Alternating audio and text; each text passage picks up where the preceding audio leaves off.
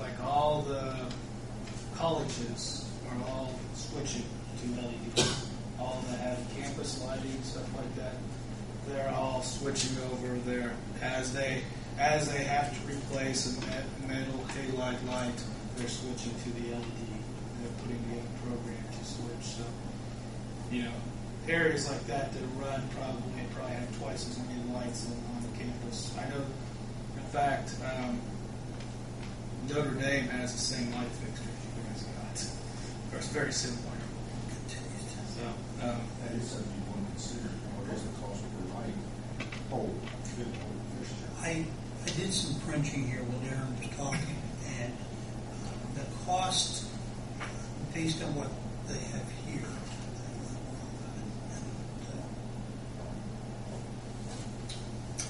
the cost, if I've done this correctly, on the metal halide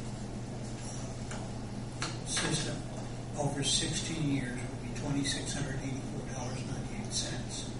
The cost using the LED lights over the same 16 years per pole now is $1,363.40. So we're saving about $1,321 over 16 years per light bulb or per pole. And if you extend that out by the 36 poles that will be on Lincoln Street, it's a savings of about $47,576 over the life of over the 16-year period. I think you have a good point about the insurance, but I would think if they're now city property, that they would be covered under the city's blanket insurance policy. I have a feeling they'd have to be listed properly. Yeah. They may. Maybe you're right. Right. But Darren, what was the total cost of 36 fixtures, the LEDs?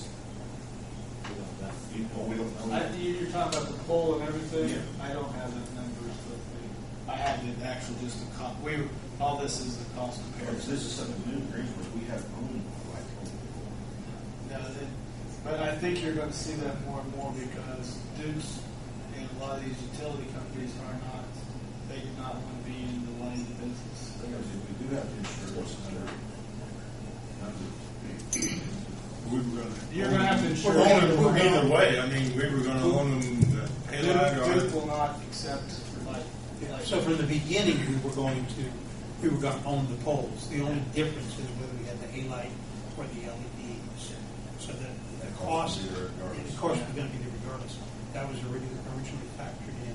Because Duke said they would not take over poles. They only do the poles that's still there. Any poles in there, they're not.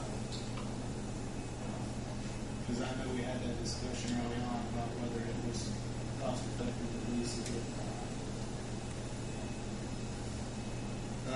The one other cost is there is a little additional engineering cost of $4,300 to make the changes to that. What that includes, we have to update the specifications.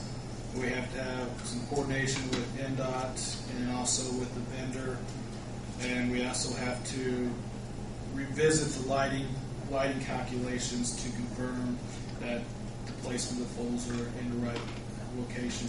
We're anticipating that we won't have to move any poles.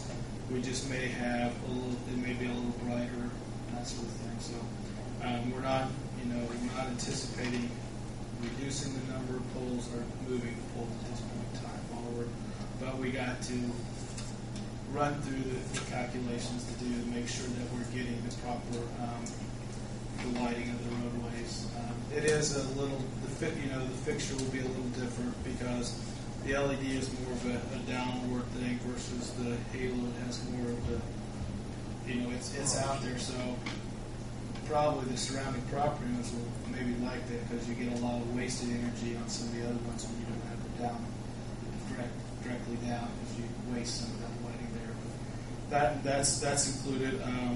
Give you an example. Update spec book, we got about 3 hours. Coordination with NDOT, we got about two hours in there. The vendor, we have about 3 hours. The calculations is about 4, and we have about 10 or 12 hours in redoing some of the drawings and specs. That gives you kind of an idea of where total of about 20-some. roughly a little over 20 million. So during that re-engineering fee is totally based on hours. Yeah, it's,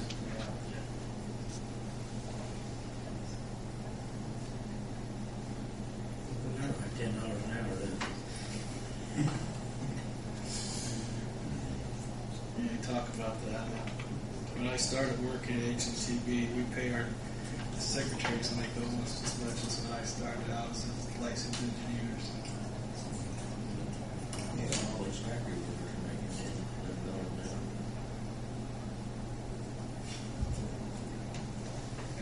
Any questions? So on the,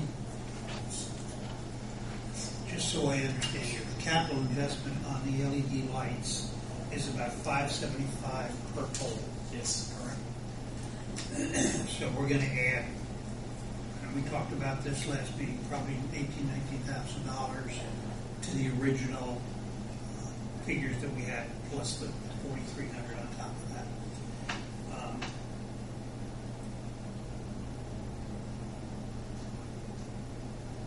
So we're $25,000 roughly to do the re-engineering by the additional upgrade on the lights.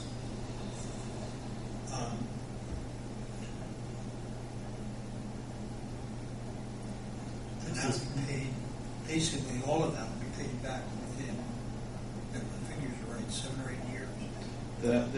The cost of 575 will be done definitely within the first 7 years. I didn't include the engineering, but it won't be too far off of that too. Because I mean, I would say that within the first, and that's assuming that the utility costs don't increase. If the utility costs increase, you're probably looking at your payback period is going to shorten out because the bulk of the savings is in utilities because you're basically using half the energy that you need. So doesn't this fall into the beautification grant? The $800,000 beautification? It's part of the lights are part of the traffic enhancement or TE portion. Yes. So Is there a possibility when you go back and assess the situation that you may need more or less? no, we're 99% sure that we're not going to need more lighting. I don't think we're going to need light.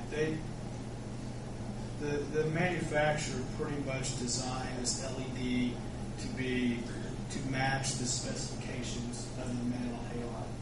They work to meet the same, the degrees Kelvin of the light, and that it has the same lighting area, so to speak, as the metal halide.